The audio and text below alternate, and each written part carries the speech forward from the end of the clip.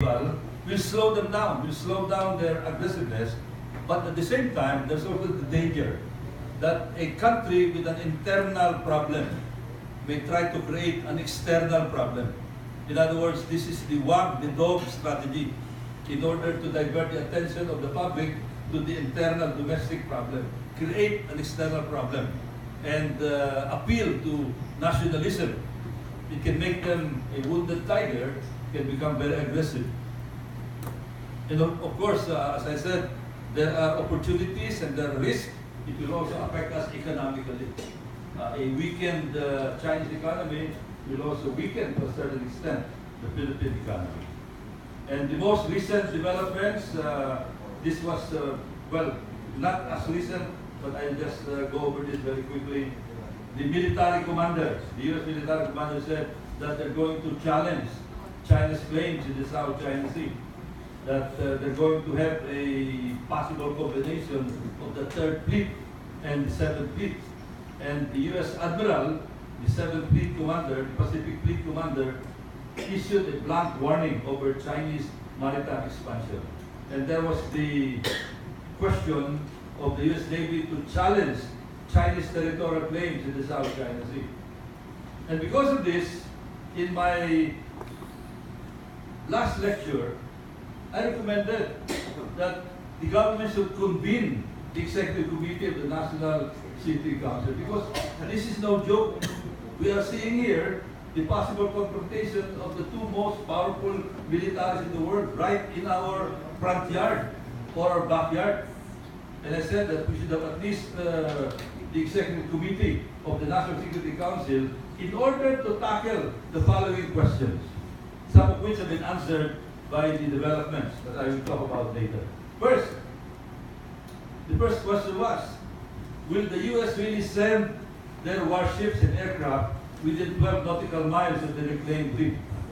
Because a lot of people doubted that because of the attitude of President Obama, that some people say, oh, it's a peacenik. He would not dare send the U.S. Navy inside the South China Sea. And of course, the answer now is yes.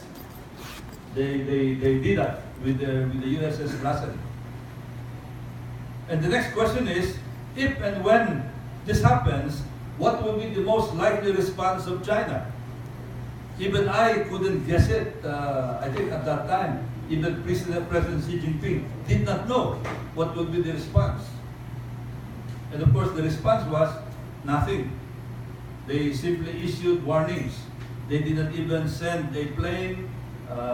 They said that there were two Chinese ships shadowing the USS Lassen, but nothing as assertive as when they sent their Coast Guard ships to water cannon our fishing vessels. China did not do such thing. And what would be the reaction of the Philippines? We expressed our support. That was the reaction of the Philippines. While the U.S. is deploying and building up their forces in the South China Sea, how should we assist our treaty ally? Now, this is still an open question, still unanswered. Should we allow the U.S. use of our military bases? I think the answer generally is yes, except that this is subject to the review of the Supreme Court, because the Supreme Court is reviewing our EDCA agreement. Next is, what about if there's already a face-off? Well, no face-off happened. What statements should we make? How should the AFP, particularly the Philippine Navy, prepare for the various contingencies? These are still questions that remain to be answered. The present situation has not provided answers to these questions. Next is, and should there be an actual shooting confrontation, God forbid, what role should the Philippines take to protect our national interests? These are things that we have to already talk about. We have to scenario this already. We cannot just say, let's wait for it to happen, let's cross the bridge when we get there. We should know already what we should do. Should there be an actual shooting confrontation? Should we allow the U.S. combat assets access our bases? Of course, medical facilities will be provided to all sides. That's why I'm calling for a methodical assessment of the likelihood of the above scenarios so the Philippines and other affected countries can properly prepare. The time could be very short, it could be very long, it could be very short. And of course it happened. As we already know, the US destroyer finally, after months of wait, finally moved and entered the South China Sea alone, and as reported, entered within 12 nautical miles of two features there, Subi Reef, very close to Pag-asa, and Bishop Reef. Why 12 nautical miles? The reason why it is 12 nautical miles is that the position of the US and also our position is that those features do not project territorial sea. Territorial sea is 12 nautical miles. These are features that used to be underwater, and no amount of reclamation, no amount of construction will change its status as a non-island under the UNCLOS. Because the UNCLOS prohibits the construction of artificial islands to be treated as real islands. So that is the message there. Your features are not islands, they don't have territorial sea.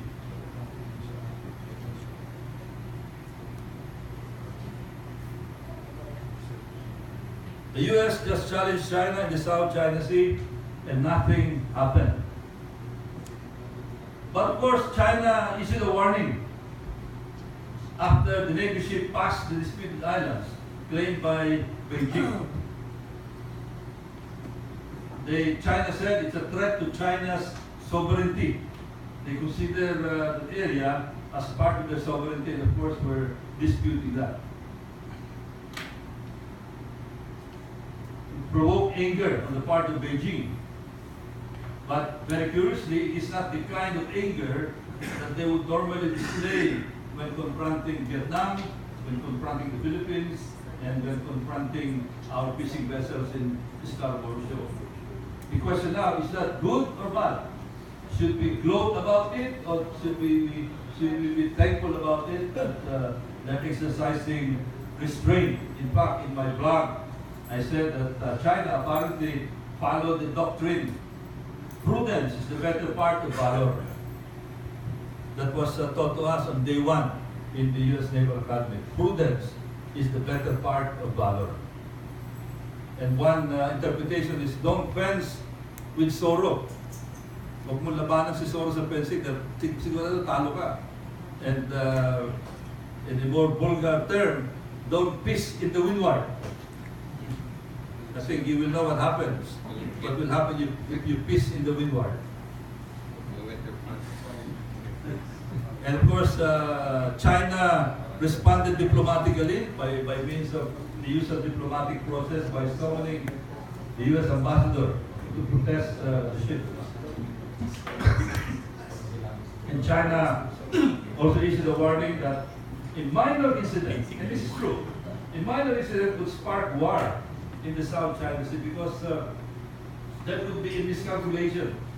Two commanders out there in the field might decide for themselves to pull the trigger, and that would start quite a big conflagration in the area. Now, how did the rest of Asia react to the U.S. Navy patrol near China's man-made island? So we can see here the order of battle, the alignment of forces. Of course, the Philippines expressed its full support. Australia also endorsed strongly the right of the U.S. Navy and all nations to freedom of navigation and overflight in the South China Sea. Japan issued a statement, expressed support for the U.S. move, and promised Japan would cooperate with international society, including the U.S., our ally. How about the other regional stakeholders? Beyond the sphere of U.S. Navy allies, Taiwanese and Indonesian officials were a little, they voiced little public endorsement. In other words, they remained very quiet. And there was no immediate reaction from Vietnam, Malaysia, or India. I don't know if I prepared this about a few days ago. I don't know if they reacted maybe yesterday or the other day. It is a dangerous game in the South China Sea. The question is Japan ready to set sail? because that is the biggest question mark. Will Japan enter the fray? Should the U.S. enter the fray in the South China Sea? And the White House just yesterday issued a statement that they will continue their activity in the South China Sea. They will continue. Now, what about in the arbitral tribunal? Round 1, we won. We won the first round in the International Tribunal for the Law of the Sea when they granted, when they announced the ruling that they are taking jurisdiction of the case on 7 assertions. Number 1 is Panatag Shoal, Scarborough Shoal, that it does not generate an EEZ or continental shelf. Even if the Chinese are occupying it, they cannot enjoy EEZ. It is only up to the edge of the water. Number 2, Bissi Reef, which is also occupied.